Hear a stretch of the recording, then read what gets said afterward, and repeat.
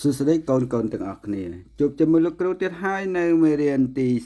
34មេសូតឆ្មាចង់ទៅរៀនឥឡូវកូនបណ្ឌិតមើលរូបភាពនេះគឺជារូបភាពនារីសំពះលាម្ដាយឪពុកទៅសាលារៀនរីឯឆ្មាក៏ចង់ទៅរៀនដែរអញ្ចឹងដើម្បីកុំឲ្យខាតពេលយូរកូនទាំងអស់គ្នាមក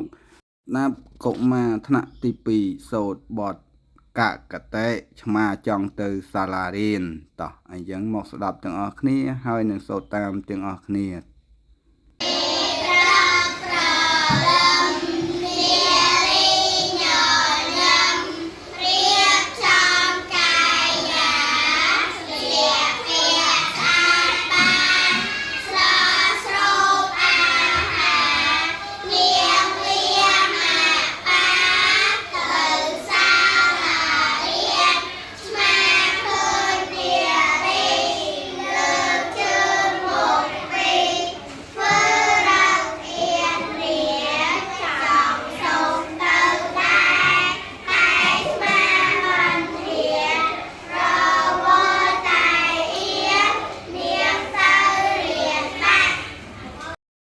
បាទបន្ទាប់ពីកូនបានសូត្រជាមួយកុមារថ្នាក់ទី2មកឥឡូវកូនសូត្រដោយខ្លួនឯងឲ្យបានច្រើនដងច្រើនសារដើម្បីចេះចាំស្ទាត់ក្នុងការសូត្រ